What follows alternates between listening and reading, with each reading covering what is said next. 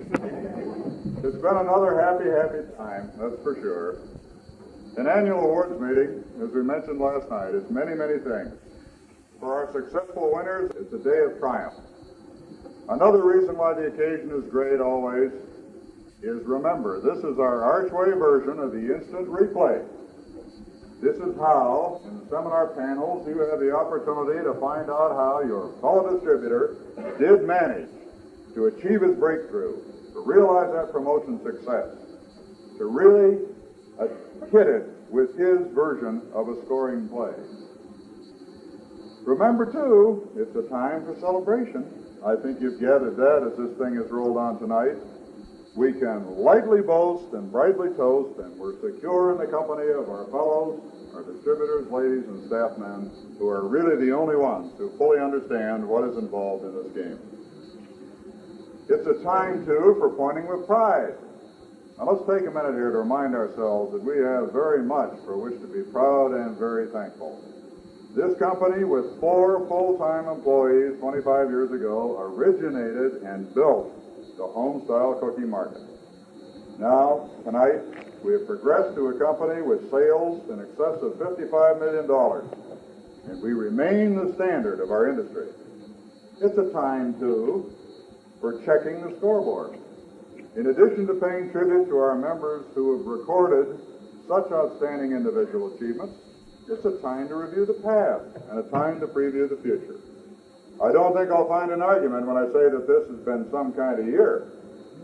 It's been wild in just about any way you choose to think of. In our Ashland area of the wonderful world of Archway, we refer to this 73 as a character builder. And we say, thank God we have a lot of you rugged characters out there, or we might not have made it. This is a year we can hardly wait to look back on. No doubt we'll discuss it as one of those times that really did try men's grit and dedication to the utmost. Let's take a moment to analyze the situation. It's proved to be quite a time for the food industry overall. If I might draw an illustration from another field, this is football country, both north and south. We're here in the land of the Buckeyes, and our southern men have come up here flying the colors of Bama and Tennessee, Auburn, and all the other great schools down south.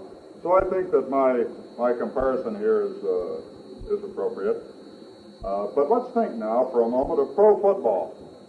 This has become one of America's absolute, all-time, most popular pastimes. And it is indeed the goal of many of our finest young college athletes.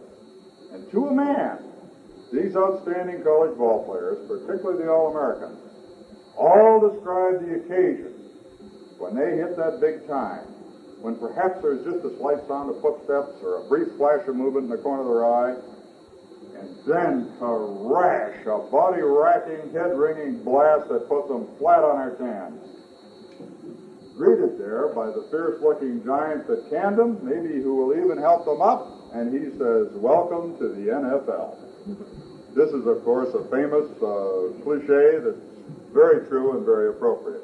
Well, in 1973, a hostile and frustrated public, inflamed by self-serving news media, was joined by many politicians as they put the blast on the American food industry.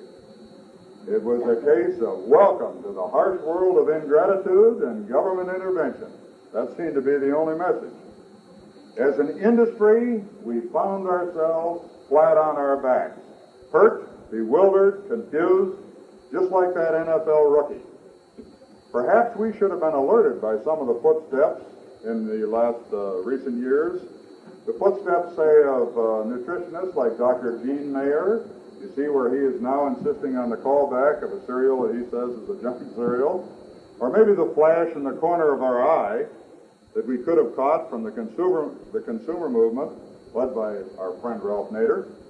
But at any rate, whatever the cause, the food industry didn't get the signal.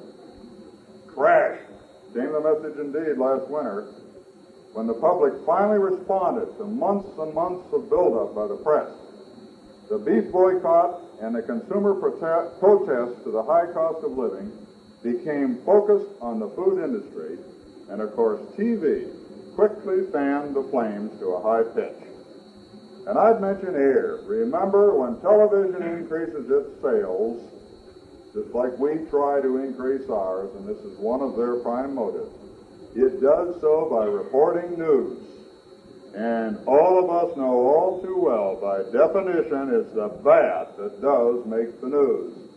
So when you take a moment, when you hear the television networks drumming away on whatever message it may be, and consider their basic motivation, just what they are out to prove, or are they making sales, making news? The activities of the consumer protest groups alerted Congress to an opportunity to build a case of the folks back home. And soon every petty politician on Capitol Hill joined in the attack on the American food industry. Even the president succumbed and began to make ominous statements about the industry. Until Watergate broke, and this then became the in thing to occupy both the president and the press. The capstone seems to have come this summer when phases 2, 3, 4 became burned into our consciousness in the effort to swing any kind of a blow against the spiraling, galloping inflationary process, and just incidentally, to probably take some of the heat of Watergate off the back, the administration launched these Frosty Phases programs. It is difficult indeed to think of anything so ill-conceived, so little considered, and so poorly handled. Instant chaos and confusion resulted in instant shortages, and it filled this great American economy of ours with uncertainty on every side. All of you have experienced right with us how it has directly affected ourselves. The impact on the food industry has been devastating. At the time of the beef boycott in February, the Kroger Cincinnati division experienced a 52% drop in total grocery sales. They still have not recovered. Our land now, coast to coast, is littered with closed independent stores, larger than the ma and pa's, but smaller than the supers, and not with the administrative or accounting staffs. These firms have simply tossed in the towel because of the confusion of the situation and their inability or their unwillingness to cope with the controls. Well, how did this happen? This very unfortunate state of affairs. If I can ask our men to bear with us while I repeat some of the things we covered in our workshop session, let me see if we can perhaps bring this into clear focus. The events described heretofore have been permitted to happen because of the peculiar nature of the food business. We are a splintered industry. There is no big voice of management, similar to U.S. Steel, to General Motors, General Electric, you name it. There is no big voice of management in our industry. Also, our industry lacks a voice of a big labor movement. There is no UAW, no United Rubber Workers, electrical workers, steel workers, or what have you. We are an extremely competitive business also. There is nothing semi-monopolistic about our industry like there is in the automotive Big Four.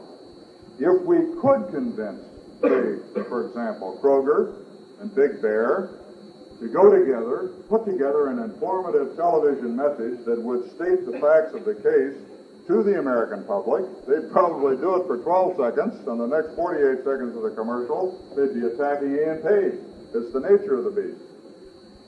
A further cause for vulnerability in our industry is the fact that everybody has to eat. We are a common denominator. So when the news media started the drums many, many months ago, and the consuming public began showing response, we were moved right to the middle of the bullseye.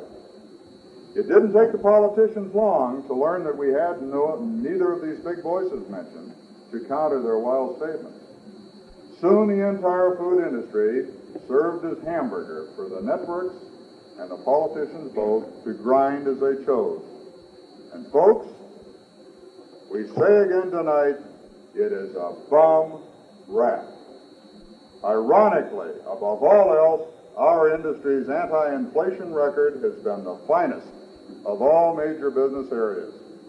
In 1952, it cost 27.8% of the average family weekly income to provide food for itself.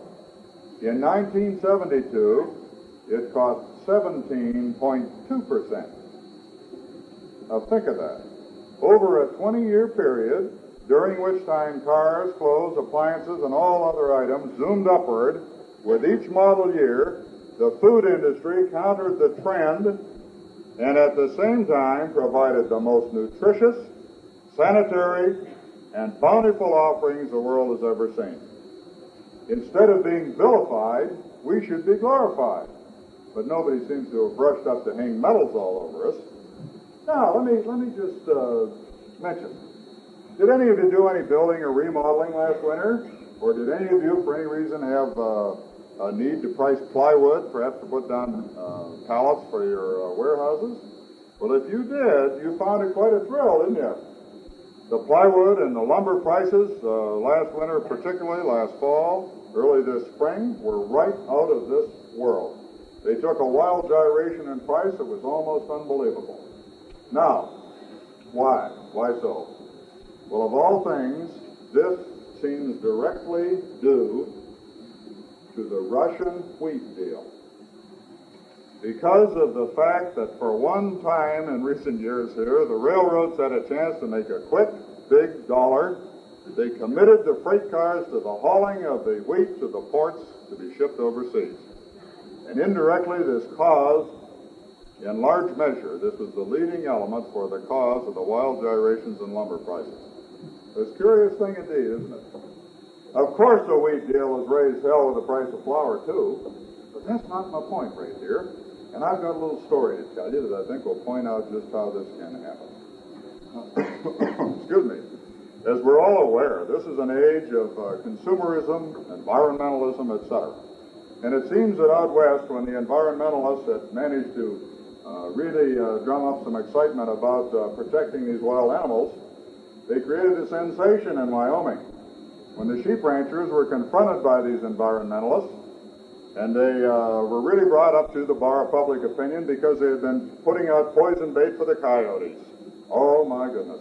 One of these lovely ladies, very generous and benevolent of spirit, had delivered quite a speech, and she said, "You men, don't you really think it would be most humane if we trapped the coyotes and castrated them and then released them?"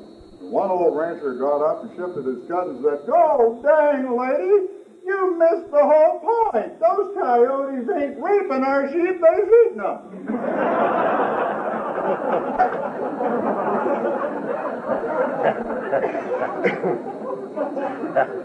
Well, you can see at a glance that it is easy indeed to miss a point. However, the railroad freight story that I mentioned is told to indicate how interlocked and intricate is the free American economy. In times other than an all-out national emergency, controls absolutely do not belong in our system. The anti-inflationary controls that were imposed, unfortunately, have played a contrary role. They have sparked the cost fluctuations that are the likes of which never seen before. Now, to specifically mention some, Gene mentioned some last night, honey, which was 16 cents in January, is now, tonight, 56.5 cents. Raisins, 22 cents last year, now 64 to 68.5 cents. Flour, $5.80 last fall, is now over $11. Nuts, pecans have gone from $1.20 to $1.79. The cashews have gone from 79 upwards to $1. Powdered eggs went from 88 cents to $2.07. The list is almost endless. As we went around in this series of workshops and did present the new packaging, which we have now had in operation for a 4-week period, on only 2 or 3 occasions did somebody raise the point that, say, on this price raise, there really has been no way to build something in there for the distributors. And that's true. But you know something? That price raise was one that had to be done right now and right then. And we were then, as we are now, bound within the limitations of the government regulations on this. Had we moved in a way that had a price increase, you may well have been stamping in every one of your major chain accounts a different price, or stickering each and every one of the accounts that you serve on a different price level. It would have been a nightmare.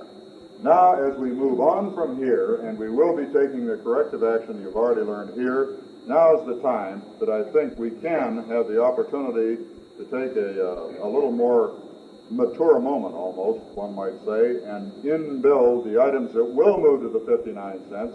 We will be opening the 69-cent price structure this fall. We will have the super high-priced Paradise Cakes for Christmas, etc. And here, on this next series, is where, indeed, we can balance it out, and there will be something for our distributors.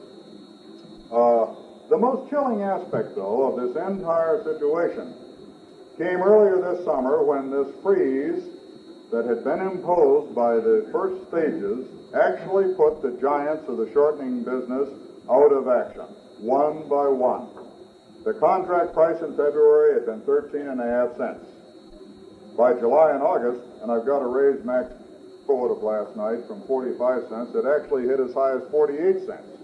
Now that's from February to August, from 13.5 cents to 48 cents. But because of the freeze controls, there was none available anyway because the giants had been locked into their old contract prices. So Procter & Gamble, Durkee, Hunt Wesson all ceased production of vegetable shortening, period. In Ashland, we were within 10 days of being out of business at one point. Can you imagine how we, the nation's #1 homestyle cookie, could have indeed explained the use of lard in our formulas to our beloved old customers that we've trained to believe in the pure vegetable shortening? The disastrous effects were finally realized, the freeze was relaxed just in time, and we did indeed get our shortening. So it can be seen that as bad as it has been, things could have been worse. But enough of the noting of the negatives here in this review. Enough generalizing about the effects of actions by outside forces. Where do we find ourselves now in the wonderful world of Archway? Well, in all honesty, we find ourselves in the most enviable position we've ever enjoyed. It's almost amazing, in light of the foregoing review of the food industry situation. Archway, nationally speaking, has fared much, much better than the food industry overall. Within Archway, Iowa, Indiana, New York, Illinois have all helped set the pace for the rest of us this year. They've moved into black figures and are moving on ever upward into the plus sales and continue to build on a meaningful basis. What does this serve to point out? The old verities that we preach every time we seem to get together. One man, independent, in business, with dozens of different personal accounts, armed with the finest product that we can bake, is free to put his individual talents to work for himself and his family. A clean, honest product offered through a clean, honest, very personal system that's been unequaled. And as a man succeeds too, he can move with the confidence that comes with his membership in the ACP, as I was reviewing with our wives this morning. The opportunity for a fine standard of living for a man during his working years, protection through the insurance programs, and security in retirement through the individual distributor trust funds. Altogether, it's a terrific package. We express again, right now, words of welcome to our new folks who have heard much of our discussion concerning these programs during their weekend with us, and we say further to you, not only are these programs beautifully conceived and wonderfully received so far, but if you're not enjoying your career with Archway after you've been with us 3-6 months, there's something wrong. Let us know, because this is a company where you can indeed have fun. Tonight, with distributors, in-plant folks, and families numbering in the thousands, we remain the standard of our industry. We have withstood the challenges of imitation. Over the years, we have resisted the insidious dollars that can be made through private labeling or warehouse stocking for the chains. Now we're confronted with this totally different challenge we've been reviewing. We're members of an industry under attack. How we cope with this situation in the next few months will determine our future for the next several years. When one couples the industry problems with the fact that impulse items are particularly susceptible to the changing favor of a fickle public, the situation does look shaky for sure. But if I might tell another story that you have heard before that illustrates this one, appearances can be deceiving. Remember when I told you the little story about the housewife who had had problem with the noises in the new home that the home builder had built for her? She called him, he came out, and there he was, saying, well, now, what can I do for you? And she said, well, now, you've got to come down here. When it's particularly bad at this end of the house, down here in the bedrooms, when the train goes by, you can hardly stand it. Finally, she inveigled him into the bedroom, and she said, you've got to lie right down here in bed and try this, remember this? So finally, the poor builder stretches out, and at that instant, her husband comes home. He's off on a business trip, sets down the attaché case in the bedroom, and he looks at the builder in his wife's bed and says, and what are you doing in my wife's bed? And the builder looks up and says, would you believe I'm waiting for a train? So appearances, indeed, too, can be deceiving. Let's examine our situation now. What do we find? We find a changing dynamic situation. Although the news of phases 2, 3, and 4 have been of a negative nature, it finally has bottomed out. With the September 12th revision of phase 4, we have found the powerful positives of the American economy starting to move and exert their strength. The healthiest, wealthiest country that history has ever known continues to move strongly through these confused times. We are enjoying a boom as a nation. The same nation has developed an appetite for convenient living, such as we've never previously seen. Now, consider for a moment, have you ever thought of dropping back from power steering once you've had it? Not likely.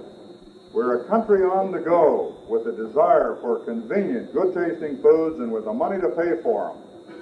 Review the growth of the snack foods and their share of the market in your own minds in the last few years, and you can see indeed that this is a powerful plus. The impulse items find themselves flat on their back, all right, but just like that All-American rookie who's been welcomed to the NFL, they, joined with Archway, are getting back up. In our case, we're moving on. Our very concept of business has been rooted in the American system of individual enterprise, with the old basic straightforward plays of quality and honesty in product, handled by you Archway distributors, who are presented with this income opportunity unlimited, and the insurance programs as mentioned. We're adding some razzle-dazzle. The last year has seen the development of our finest point-of-sale material ever. The L-bars, the soft sheets, for example, the new dumps and merchandises that appeared last fall were the most successful we've ever had. Have you started using some of these new walnut inserts that the boys have been peddling? Oh my God, what a job they've been doing. And terrific power is being added in this new product line for 74. It's going to be fabulous.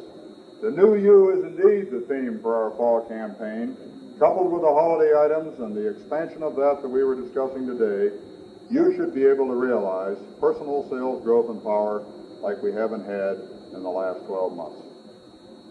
All of these items mentioned are being combined with a new aerial attack, one might say, in the form of the advertising program described by Don and Ed today, and we're going to also start focusing on the young married market as we move into this. Put this blend, then, of the old basics of quality and honesty of product and service with a pizzazz of the new merchandise, the new sales aids and POP, our racks and dumps, stir the mixture well, add the great new ingredients of a truly different pastry line, flavor with an up-to-the-minute advertising campaign, and you find that we indeed have the makings of something great. Now, let me charge you too. I've mentioned what's happened to the American food industry this evening and the fact that it has no great voice. Who then is to speak for us? All of you, each of us, can be very proud of the role of the American food industry in providing not only the healthiest, the broadest, and the greatest diet ever, but in doing the finest job, actually, in countering inflation that we have seen in any major industry areas. You in your own spheres must become the spokesman or the voice for this food industry. So let us challenge you with that one as you all head home. And now, all of you new youths, let's get this campaign going great. Come on along while we fulfill our All-American promise and we get off our backs and we're going to go all pro. Done, you know.